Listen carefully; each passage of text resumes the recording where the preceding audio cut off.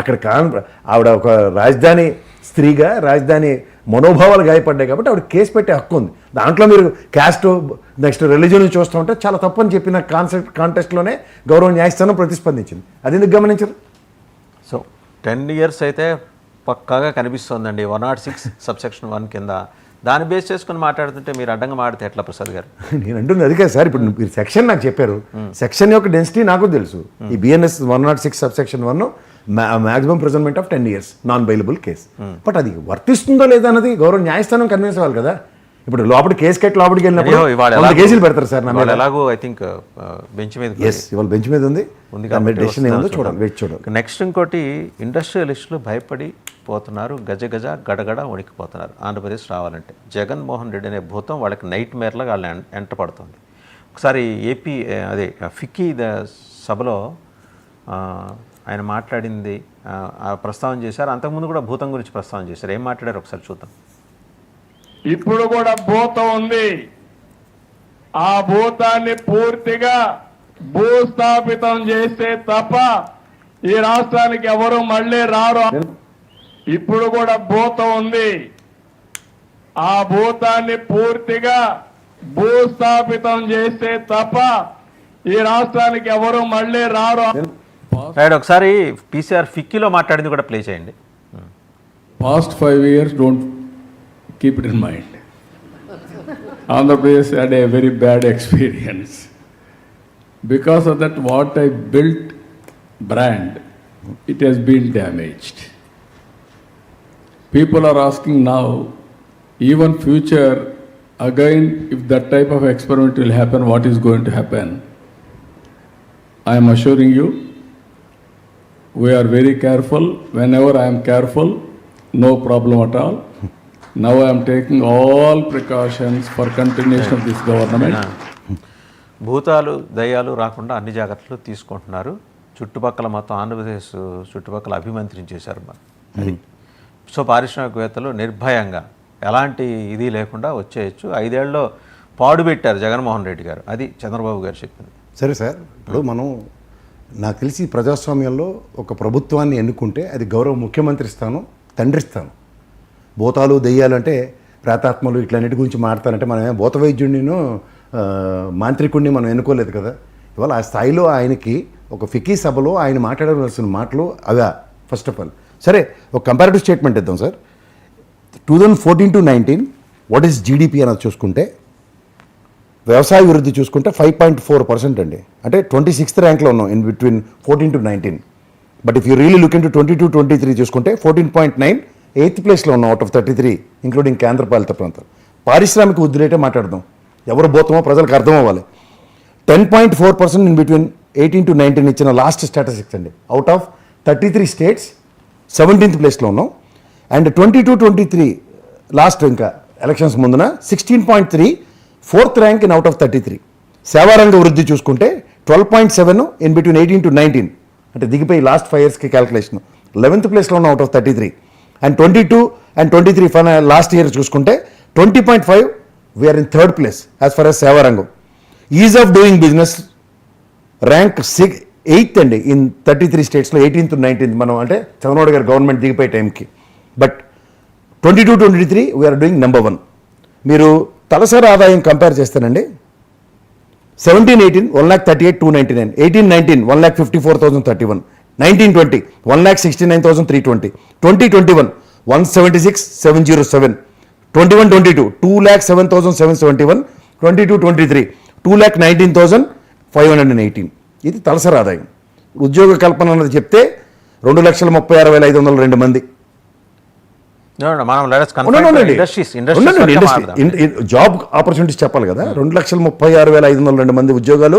18 చెప్పండి ప్రసాద్ గారు, 34,708 14-19 మధ్య వచ్చిన ఇండస్ట్రీస్ అన్ని, 19-24 మధ్య వచ్చిన ఇండస్ట్రీస్ అన్ని, అది చెప్పండి. ఇప్పుడు చెప్తా, మిగిలినవన్నీ అనవసరం. అదే చెప్పండి. మనకి 14 to 18 2 CI సమ్మిట్లు అయ్యాయి.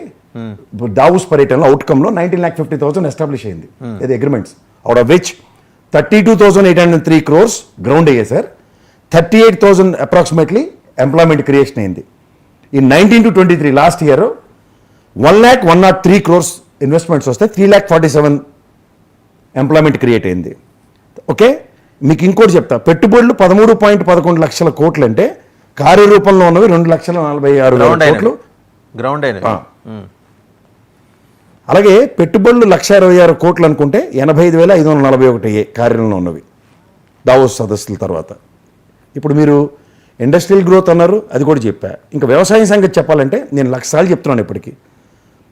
14 to 19లో రైతుల అందించిన సాయం 61,758 కోట్లు మాత్రమే అయితే 19 నుంచి 24లో 1,75,571 కోట్లు అందించబడింది. ఈ రెండు కంపారిజన్స్ చూసుకుంటే సార్ అగ్రికల్చర్ సెక్టర్లో ఫినామినల్గా గ్రోత్ దగ్గర 58,964 కోట్ల దగ్గర వ్యవసాయ ఉత్పత్తుల ద్వారా 14 నుంచి 19 దాకా ఆదాయం వస్తుంది. ఇండస్ట్రీస్, ఎందుకంటే ఆయన ఫిక్కీ గురించి మాట్లాడారు కాబట్టి మనం మరి ఇక్కడ భూతం అనేది ఎక్కడ వస్తుంది సార్? ఇప్పుడు మీకు ఈవెన్ ఐటీ సెక్టర్ కనుక మీరు చూసుకుంటే సార్ దాంట్లో అంటే ఇంత ఐటీ సెక్టర్ మీద ఇంత ఎంఫసైజ్ చేసే చంద్రబాబు నాయుడు గారు ఒక్క నిమిషం సార్. ఓకే ఓకే, మీరు ఇంకోటి చూడండి, మీరు అంటే ఇండస్ట్రియల్ గ్రోత్ విషయం చెప్తే ఇండస్ట్రియల్ గురించి ఎక్స్పోర్ట్స్ కూడా చూసుకుంటే 14 to 19లో 90,829 crores 12th ప్లేస్లో ఉంది. బట్ 22 to 23 లాస్ట్ గవర్నమెంట్ దిగిపోయే టైంకి 1,59,328 అంటే 6th ప్లేస్లో ఉన్నాం. ఇది నేను మీరు ఫ్యాబ్రికేట్ చేసినవి కాదు కదా sir. If you really go into the records books of స్టాటిస్టిక్స్లో కానీ ఈ రోజు మన ఇండస్ట్రియల్ లెక్కల పక్కన పెట్టండి. మరి ఎందుకని పారిశ్రామికవేత్తలు భయపడుతున్నారు చెప్పండి? ఎందుకు భయం పడతారు సార్? ఎవరికి భయం పడతారు? చెప్పారు కదా మీకు ఒక మాట చెప్తాను సార్, మీకు ఆ భూతం భయం సరే సరే నేను చూసుకుంటాను. సరే సార్, ప్రజలకు అర్థమయ్యే భాషలో చెప్దాం. మహానుభావుడు మన్మోహన్ సింగ్ గారు, మహానుభావుడు పివి నరసింహరావు గారు దైవాంశ సంభూతులు భారతదేశానికి ఈ రోజుకి కూడా ఎవరైనా 2 చేతులు దండం పెట్టవలసిందే.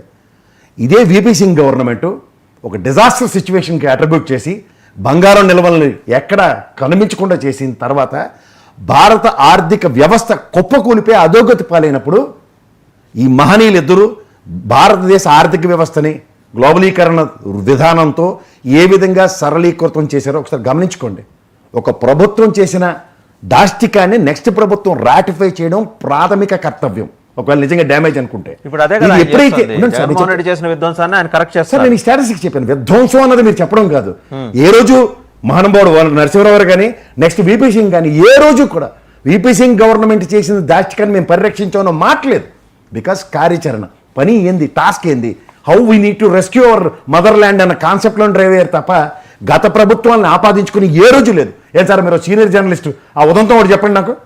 పివి నరసింహరావు గారు, మన్మోహన్ సింగ్ గారు కానీ ఏ రోజైనా విపి సింగ్ గవర్నమెంట్ చేసిన దరిద్రానికి ఈ రోజు ఇలా మకిలి కడుగుతున్నాను ఒక్క మాట చెప్పిన ఉదంతం చెప్పండి.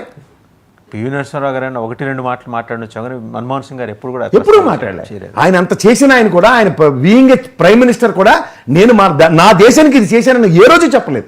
అది మన బాధ్యత, ఆ మహనీయులను గుర్తించుకుని స్మరించుకోవడం. అలా ఈ రోజు మీకు 164 స్థానాలు మ్యాండేట్ ఇస్తే గత ప్రభుత్వాలను ఆడిపోసుకుంటూ సంవత్సరంన్నర బట్టి కాలక్షేపం చేస్తుంటే ఏంటి టైంపాస్ కార్యక్రమాలు? ఫికీలేడు సదస్సుల్లో మీ ఇండస్ట్రియల్ పాలసీతో వాళ్ళని కన్విన్స్ చేయాలా? మన దావోస్ వెళ్ళారు, మీ ఇండస్ట్రియల్ పాలసీతో కన్విన్స్ చేయలేకే కదా ఒక్క పెట్టుబడిని కూడా ఆకర్షించలేకపోయారు. పక్క రాష్ట్రమైన తెలంగాణలో ఫస్ట్ టైమర్ అయినా రేవంత్ రెడ్డి గారు 1,47,000 కోట్ల 514 కోట్లు తీసుకుని వచ్చాడు. ఆయన 1,47,514 కోట్లు పెట్టుబడులు తీసుకొచ్చాడు. 49,000 పైచీలక ఉద్యోగ కల్పన సృష్టించానని చెప్పాడు. సరే, మీ లెక్కలు ఇవన్నీ అర్థం కావాలండి కానీ అర్థం కాదంటే కాదు. ఈ భూతాలు దయాల గోళ్ళని ఎలా వదిలించవచ్చు చెప్పండి ముందర. సార్, ఆయన మాంత్రికుడు కాదు. ప్రజాస్వామ్యంలో ప్రజలు ఇచ్చిన తీర్పుకి పట్టం కట్టిన ముఖ్యమంత్రి గారు. ఆయన కనీస బాధ్యత అంటే ఇండస్ట్రియల్ పాలసీస్తో ఈ ప్రభుత్వంతో కూడా ఒక ఇండస్ట్రియల్ పరుగును అందించుకోవద్దు. ఎందుకంటే ఇప్పుడు ప్రజెంట్ 33 లక్షల కోట్ల పెట్టుబడులు ఒప్పందాలు జరిగి ఉన్నాయి ఆంధ్రప్రదేశ్ రాష్ట్రంతో. ఇప్పుడు గ్రౌండ్ అయినవి చూసుకుంటే 14 నుంచి 19 దాకా దగ్గర 1,50,000 కోట్లు మాత్రమే గ్రౌండ్ అయి ఉన్నాయి. 19 నుంచి 24 వరకు టోటల్ చెప్తున్నాను నేను. టోటల్ 14 నుంచి 1924 దాకా 2024 దాకా ఉన్న 10 years టైంలో 19,50,000 చంద్రబాబు గారి గవర్నమెంట్ లో సిఐఏ సమిట్ల త్రూగా 13,50,000 జగన్మోహన్ రెడ్డి గారి ఆయనలో మొత్తం 33 లక్షల కోట్ల పెట్టుబడుల్లో. ఇప్పుడు ప్రభుత్వాలు పార్టీలు ఎవరు రూల్ చేసినా రెడ్ టేపిజం ఒకటి ఉంటుంది. బ్యూరోక్రటిక్ సెటప్లో ఆ ఏడిపించుకు తినే విధానం ఉంటుంది. అది మారితే వస్తాయి ఇండస్ట్రీస్. దానికి ఇండస్ట్రియల్ పాలసీ డిజైన్ చేయమంటారు. Industries liberal industrial policy single window model పెడితే వస్తారు. ఏడిపించుకు తింటే ఎవరు వస్తారు? అదే సింగిల్ విండోకి ఆయనే కదా సార్ ఇనిషియేటర్. ఈ సేవా పథకానికి చంద్రబాబు నాయుడు గారు ఇనిషియేట్ చేశారు. తదనంతర పరిణామంలో కిరణ్ కుమార్ రెడ్డి గారు దాన్ని మీ సేవ కింద ఇవాళ సచివాలయ వ్యవస్థ జగన్మోహన్ రెడ్డి పరివర్తన చెందినప్పుడు ఒక పరుగులు మీరు ఇచ్చిన టార్చ్ బ్యారర్ను పట్టుకుని పరిగెడుతున్నప్పుడు దాన్ని మీరు అందుకోవడం మానేసి తిరిగి దాన్ని వెనక్కి తీసుకెళ్లి పాతరాత యుగంకి తీసుకెళ్లి భూతాలు ప్రేతాత్మలు మాట్లాడుతుంటే ఏం చెప్పాలి సార్? ఇది సముచితం ఆయన స్థాయికి? రైట్. ఇంకా మరో అంశంలోకి వెళ్తే చివరిలో మనకి ఆయన మాజీ హోంమంత్రి చినరాజప్ప గారు వారు మాట్లాడారు, కొంచెం అభ్యంతరకర వ్యాఖ్యలు చేశారు మహిళల పట్ల. అది ఒకసారి చూద్దాం. కొంత అభ్యంతరకరమే, కానీ ఆయన మాట్లాడారు.